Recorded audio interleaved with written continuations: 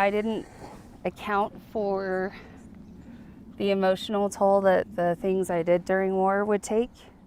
It has a lifelong effect. It's like you and the person whose life you took, your souls are like bound for the rest of your life.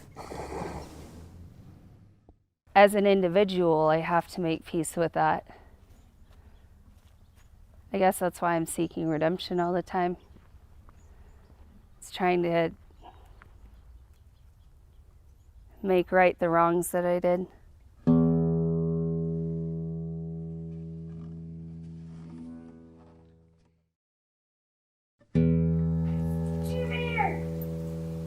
You gonna go out?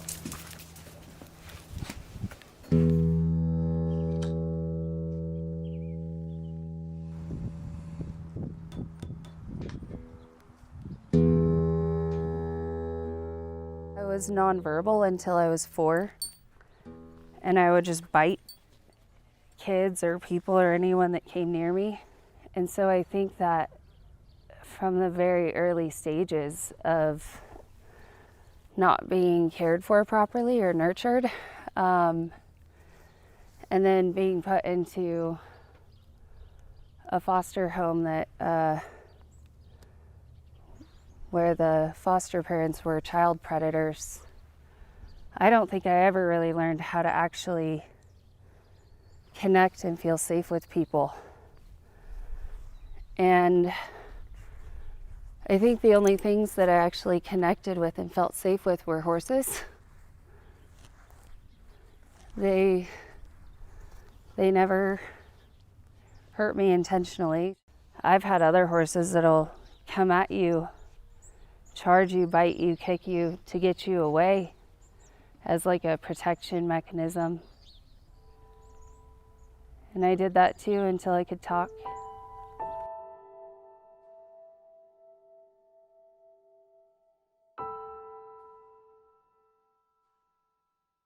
Horses and I have always had a love affair. From when I was a small child, every book that had a horse in it or every horse toy I could find was something that I sought out. From going up to a herd of wild horses and standing there in awe of how powerful and wonderful they were when I was like 4 years old, to working in every stable that would take me to ride. Now that I get to work with them on a regular basis, it's literally a dream come true. Friday is one of the horses here at Healing Arenas. He's a retired racehorse. With him. The two favorites in a match race off the turn, and Harbor Kitty is left behind in third. Down the stretch, Fridays at Shady, Far West going at it in this final furlong. Inside, it's Fridays at Shady. Outside, Far West with the ears pinned back. He is running his heart out as well. Those two sprinting with good energy coming to the finish. Fridays at Shady gets the upper hand and wins it. Far West second.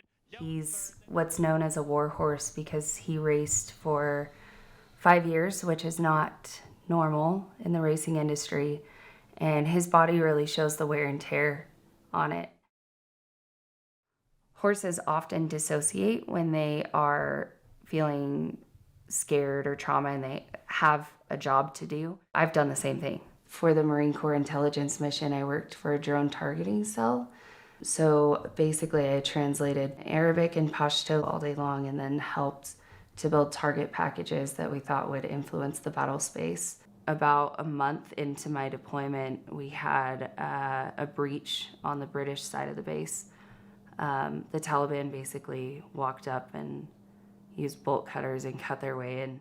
The attack began under cover of darkness just after 10 p.m. local time. Some 15 Afghan insurgents, organized in 3 teams, first got through a fence on the eastern side of Camp Bastion, right by the airfield where NATO aircraft are parked on a flight line. The attackers were carrying automatic rifles, rocket-propelled grenade launchers, suicide vests, and were wearing U.S. Army uniforms. I was translating like audio translations, and I took my headphones off and I gave myself 30 seconds to make peace with my death. And I turned my head away so nobody could see it, and I cried a little bit. And then I just had to pick up and move on. Good boy. There you go. A lot of horses are so tense, and our bodies store trauma in them. So all of the trauma and then the continuing stress beyond that is literally stored in our bodies, and we internalize it. You're a good boy. Good boy. So I wanted to figure out how to help horses release that tension and be able to move in a better way. I'm studying a really intensive program called Balance Through Movement Method, which really is helping horses feel safe and helping them release trauma in their bodies. What I didn't account for was that it was going to take a ton of work on my own part to be able to get them to do that, because I can't even do it for myself. And so I've learned a lot about the relationship to connection, and it's helping me not only with horses but with humans. But the relationship to connection is like, are you able to openly receive connection from another horse or another person? And for me, for a long time, it was no.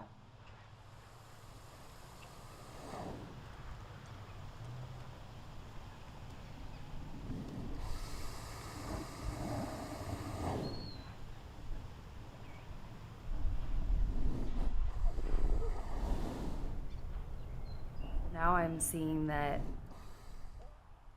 I'm learning how to trust. I have to be able to trust them as much as I'm asking them to trust me. You're safe, bud. I got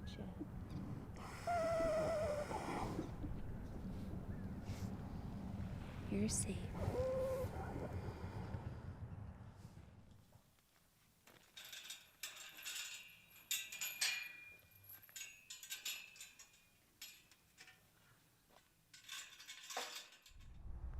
Watch as I come in close, he'll see how tense he gets.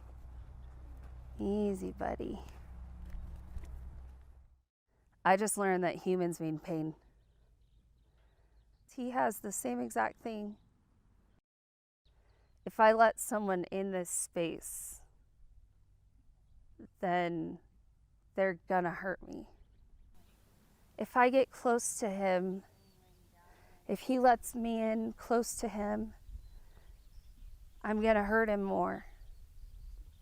So that's why I'm taking the time to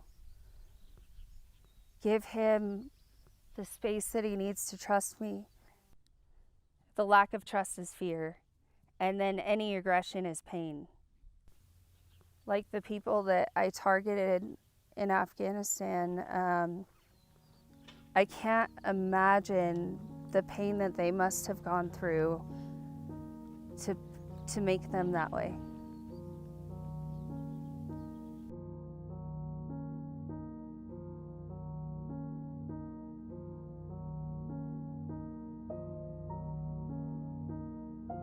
Everybody in self-help always says you have to love yourself first, but how are you supposed to do that when you don't know what love is?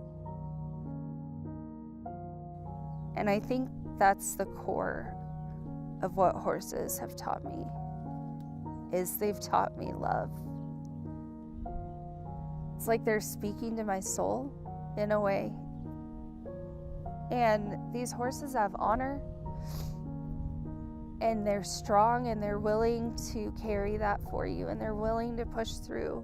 And that's why I want to give them a voice now and protect them. Oh, does that feel good?